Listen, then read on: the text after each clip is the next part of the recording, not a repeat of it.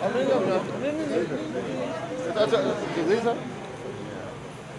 اللہ الرحمن الرحیم نحمدہ ونصلی علی رسولہ الکریم۔ پاکستان ڈیموکریٹک موومنٹ کا سربراہی اجلاس آج یہاں منعقد ہوا۔ تمام پارٹیوں کے سربراہان نے اس میں شرکت کی۔ بعض جماعتوں کے سربراہان کے نمائندے شریک ہوئے، جناب میاں محمد نواز شریف صاحب اور جناب آصف علی زرداری صاحب ویڈیو لنک کے ذریعے اجلاس میں شریک ہوئے۔ اجلاس میں ملک کی مجموعی سیاسی صورتحال اور آئندہ کے لائحہ عمل پر غور کیا گیا اور سب کے نزدیک اتفاق رائے کے ساتھ پاکستان کا اس وقت جو سنگین مسئلہ ہے، جو انتہائی حساس مسئلہ ہے، وہ معاشی بحران کا ہے، جس نے عام شہری کی زندگی کو اجیرن کر دیا ہے، اس کا سکون اور عزت نفس چھین لیا گیا ہے اور محترم شہری کی حیثیت سے وہ زندگی گزارنے کے قابل نہیں رہا ہے۔ اس تمام صورتحال میں متحدہ پاکستان ڈیموکریٹک موومنٹ نے تحریک کو آگے لے جانے اور ملک کے مختلف حصوں میں جلسہ عام منعقد کرنے کے سابقہ شیڈول پر بھی بات کی اور آئندہ کے لیے شیڈول طے کرنے کے طریقہ کار پر بھی بات کی ہے۔ پی ڈی ایم کے نزدیک اس کا اصل ہدف پاکستان میں حقیقی آئینی اور جمہوری نظام کی بحالی ہے۔ اس حوالے سے ایک میثاق طے کرنے پر اتفاق ہوا ہے۔ 13 نومبر کو اسٹیئرنگ کمیٹی کا اجلاس ہوگا، جس میں تمام پارٹیاں ایک متفقہ میثاق کے لیے اپنی اپنی تجاویز لائیں گی اور تمام پارٹیوں کی تجاویز کے اشتراک کے ساتھ ایک متفقہ میثاق طے کر لیا جائے گا۔ 14 نومبر کو اسلام آباد ہی میں سربراہی اجلاس ہوگا، جو اسٹیئرنگ کمیٹی کی سفارشات کو حتمی شکل دے گا۔ اجلاس میں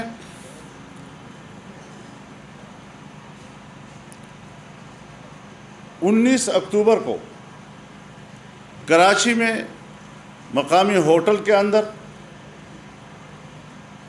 محترمہ مریم نواز صاحبہ، ان کے شوہر جناب کیپٹن صفدر صاحب کے ساتھ جو واقعہ پیش آیا اور اس کی پاداش میں جس طرح وہاں کی پولیس کے اعلیٰ کمان کی توہین و تذلیل کی گئی، اس پر ایک بار پھر شدید اس کی مذمت کی گئی ہے۔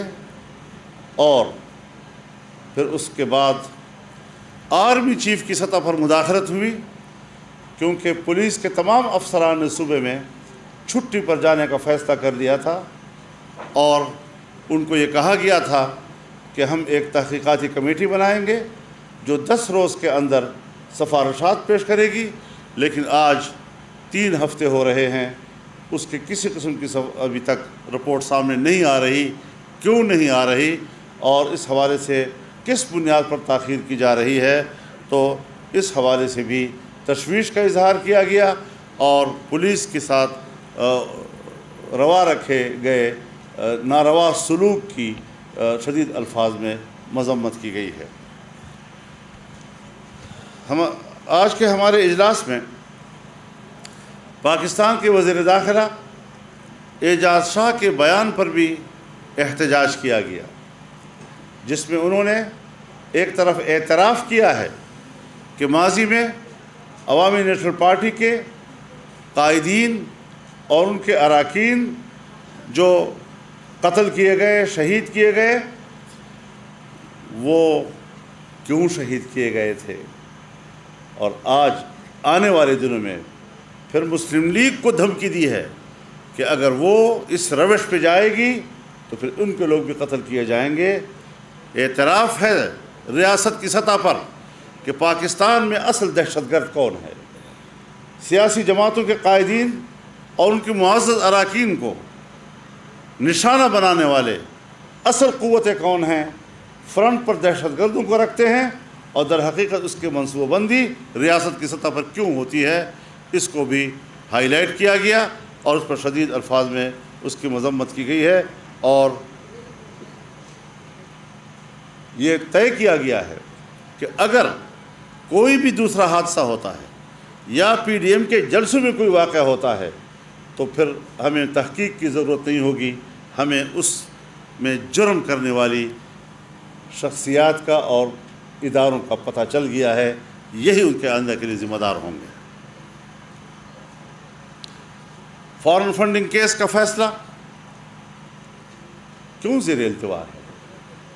ساری دنیا کو چور کہا جا رہا ہے، عدالتوں میں گھسیٹا جا رہا ہے، نیب میں گھسیٹا جا رہا ہے، اور خود اپنے اوپر دائر مقدمات التوا کا شکار ہوتے جا رہے ہیں۔ پھر تو صاف ظاہر ہے کہ دال میں سب کچھ کالا ہی ہے۔ جسٹس قاضی فائز عیسیٰ صاحب کے فیصلے کے بارے میں جو سپریم کورٹ کے ریمارکس ہیں وہ انتہائی اہمیت کے حامل ہیں۔ اس سے حکومتوں کی رویے، حتیٰ کہ پرائم منسٹر ہاؤس کے رویے، پریزیڈنسی کے رویے، اداروں کے رویے، وہ صاف طور پر سامنے آ رہے ہیں کہ وہ ملک کی سیاسی، آئینی اور جمہوری نظام پر کس قدر منفی اثرات مرتب کر رہے ہیں۔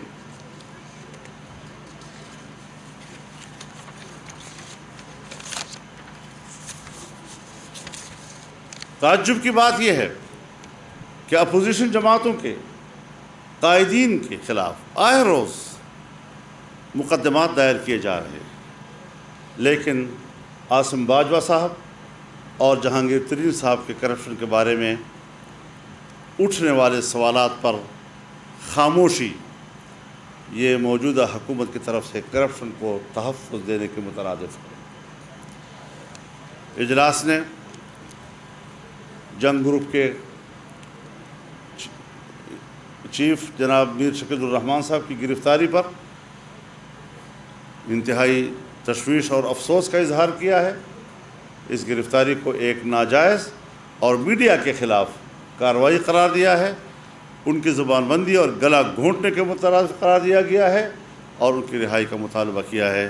یہ آج کی اجلاسی کارروائی تھی جو آپ کے سامنے رکھ دی گئی۔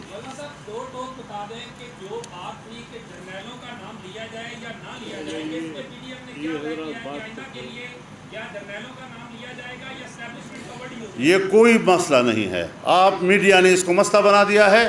سب جانتے ہیں کہ جب اسٹیبلشمنٹ کا نام لیا جاتا ہے تو کون مراد ہوتے ہیں، تو کسی نے صراحت سے کہہ دیا، کسی نے صراحت سے نہیں کیا، یہ کوئی مسئلہ نہیں ہے ہمارے نزدیک۔ میڈیا کی سطح پر آپ لوگوں کی مرضی ہے، آپ جو بات دنیا میں چھیڑ سے ہاں لے لیں، آپ لے لیں۔ جی آپ بتائیں۔ سب دوست بیٹھے ہوئے میں کرتا ہوں آگے آپ دیکھیں، یہ کوئی مسئلہ نہیں ہے، کیوں مسئلے کو مسئلے بنا رہے ہو؟ ہم اداروں کا احترام کرتے ہیں، لیکن اگر سیاستدانوں میں ایک شخص کا نام لیا جا سکتا ہے، وزیر اعظم کا نام لیا جا سکتا ہے، صدر مملکت کا نام لیا جا سکتا ہے، تو پھر ادارے کے کسی اور فرد کا بھی نام لیا جا سکتا ہے۔ کوئی ایسی جرم کی بات نہیں ہے، لیکن ہم بہرحال اس حوالے سے حقیقت پسندی کی طرف جانا چاہتے ہیں۔ تو بعض لوگ لحاظ رکھتے ہیں، بعض لوگ حقیقت پسندی کا مظاہرہ کرتے ہیں، اصل میں کوئی جھگڑا نہیں ہوا کرتا۔ اس بات پر مزید کوئی سوال نہیں لیا جائے گا۔ آپ بتائیں جی. اب مزید سوال نہیں لیا جائے گا نا, آگے سوال کریں. ہم سب نے حل کر دیا. مکمل یونٹی ہے. یہ تو جو ہم نے آپ سے کہہ دیا کہ 13 کو بھی اجلاس ہوگا, 14 کو بھی ہوگا, اور اس میں میثاق بھی طے کیا جائے گا اور آئندہ کے لیے روڈ میپ بھی طے کیا جائے گا. ساری چیزیں اب ایک ہفتے کے اندر ہو رہی ہیں انشاءاللہ. نہیں, یہ کوئی بات ہے جو آپ کر رہے ہیں؟ خدا کا خوف کرو یار. ایک ملک کے نظام پر بات ہو رہی ہے, اس کے پورے نظام کو ہم نے کس طرح قوم کو مطمئن کرنا ہے, عوام کو اس لفظ سے مطمئن کرنا ہے کہ جنرل فیض کا نام لیا جائے یا نہ لیا جائے. جنرل باجوہ کا نام لیا ہے, یعنی آپ نے ملک کی سیاست کو اس سطح پر لے آئے ہیں. یہ سطح نہیں ہے ہماری جہاں ہم بیٹھے ہوئے ہیں, اس کی سطح بلند ہے اور بلند سطح پر بات ہو رہی ہے. بہت شکریہ, بہت شکریہ جناب.